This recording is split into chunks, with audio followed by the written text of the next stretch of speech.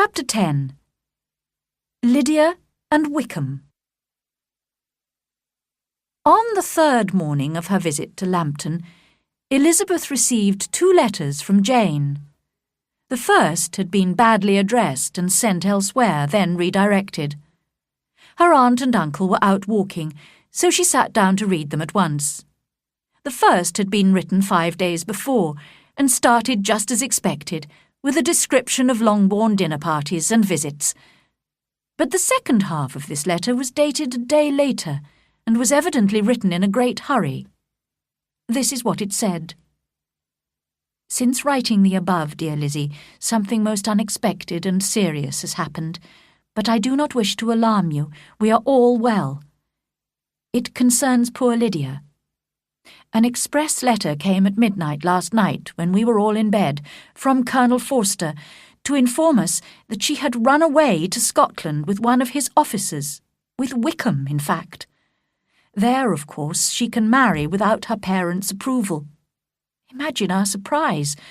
What a foolish marriage for both of them. But at least he is not interested in her money, as he must know my father can give her almost nothing. Kitty admits that she knew about Lydia's attachment to Wickham from Lydia's letters. Our poor mother is very upset. I must finish now, as I cannot stay away from her for long. I hope you can read this. I hardly know what I have written. Without allowing herself time to think, Elizabeth opened the second letter, dated a day later, and read impatiently, "My dearest sister, I am so confused I cannot write properly. I have bad news for you. Foolish though a marriage between Mr. Wickham and our poor Lydia might be, we are now only too anxious to hear that it has taken place. There is reason to fear they have not gone to Scotland. Colonel Forster arrived here yesterday. He tells us that one of the officers, a close friend of Wickham, believes that Wickham never intended to go to Scotland or to marry Lydia at all. The Colonel followed the couple as far as London, but they have not been seen leaving the capital. Our anxiety, my dear Lizzie, is very great. My father and mother believe the worst, and the Colonel fears Wickham is not a man to be trusted. But I cannot believe him to be so wicked. And is Lydia so completely lacking in morals that she could live with a man without being married? Impossible. Now my poor mother is really ill. My father is angry, for perhaps the first time in his life, and Kitty is being scolded for keeping the attachment a secret. While I am glad, dearest Lizzie, that you have been spared some of the confusion and worry we have been experiencing, I cannot help begging you all to come home as soon as possible.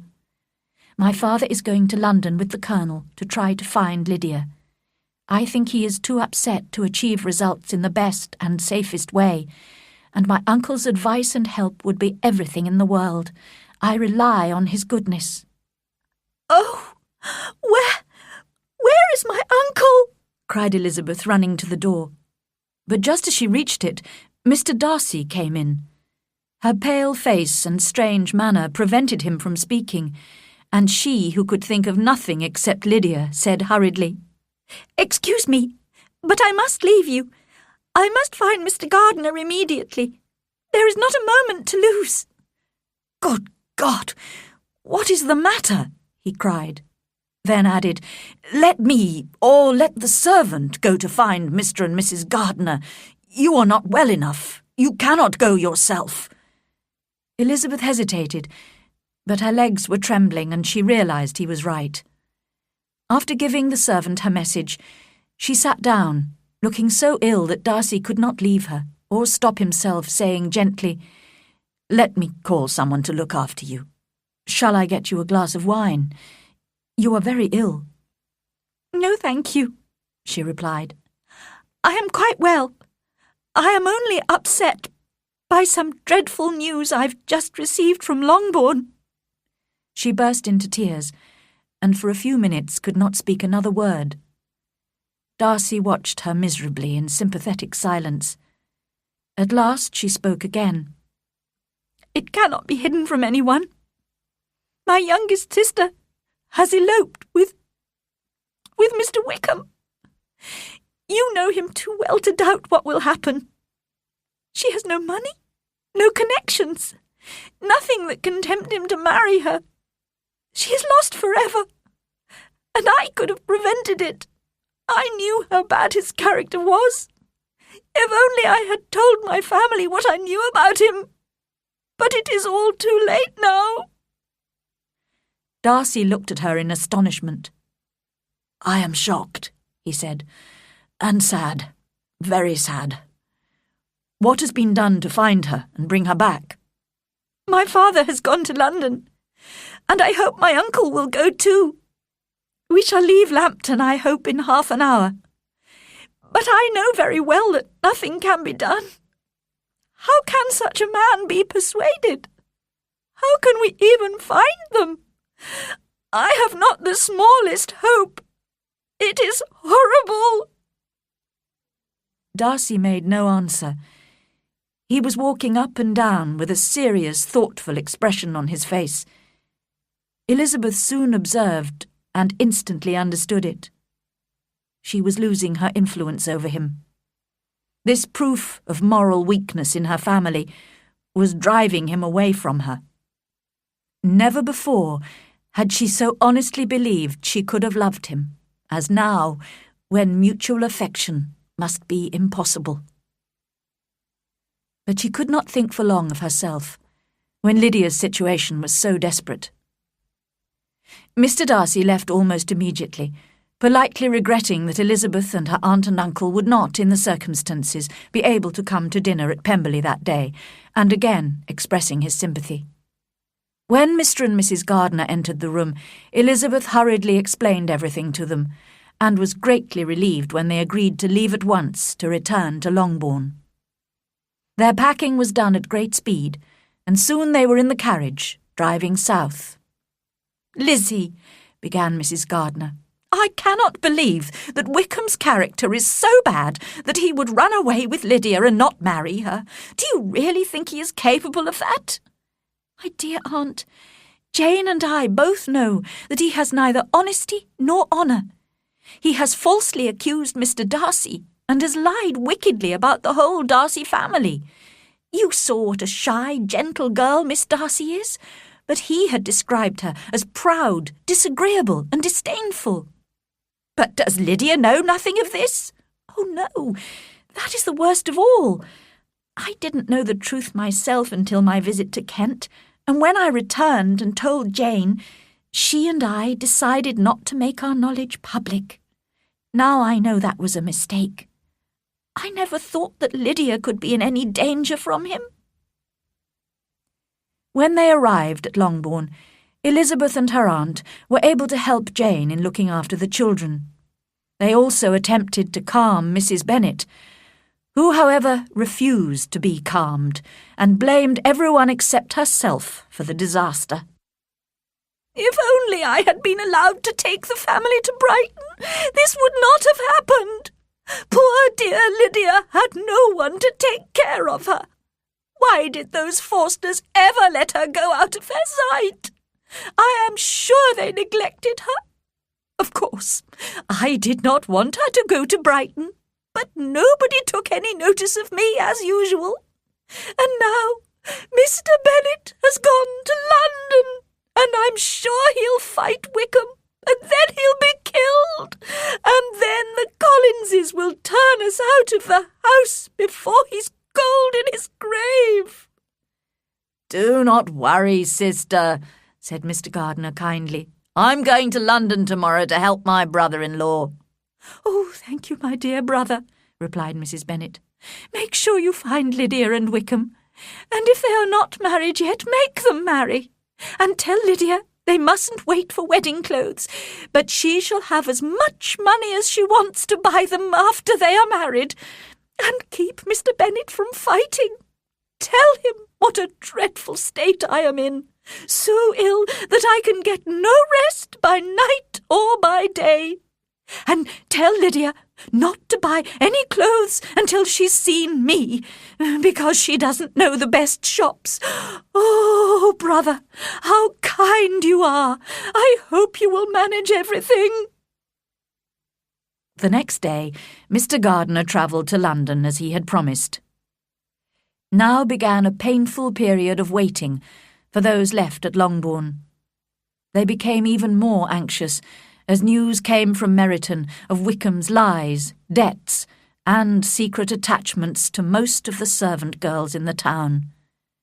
Everybody declared that he was the wickedest young man in the world, and protested that they had always distrusted his great charm and appearance of goodness. Although Elizabeth did not believe half of these stories, she believed enough to feel sure that her sister's reputation was already lost, and even Jane almost despaired of receiving good news.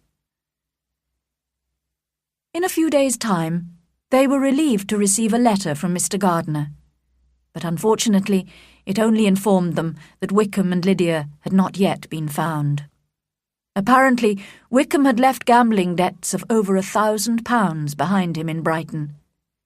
Mr. Bennet was returning home the following day, leaving his brother-in-law in London to continue the search. When she heard this, Mrs. Bennet did not show as much satisfaction as her children expected, considering the anxiety she had previously expressed for her husband's safety. "What? Is he coming home without poor Lydia?" she cried. "And who will fight Wickham and make him marry her?" Mrs. Gardiner took the opportunity of Mr. Bennet's return to go back to London herself with her children. She was still longing to know how Elizabeth's relationship with Darcy had developed, but Elizabeth had not once mentioned his name, so her aunt did not dare to ask any direct questions.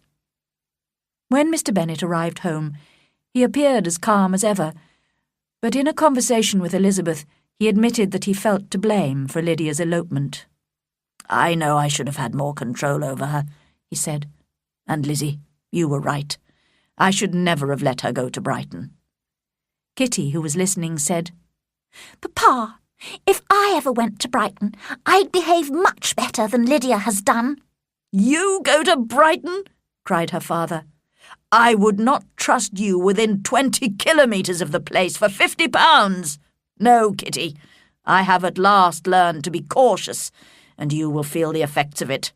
No officer may ever enter the house again, or even pass through the village, and balls will be absolutely forbidden unless you dance only with your sisters."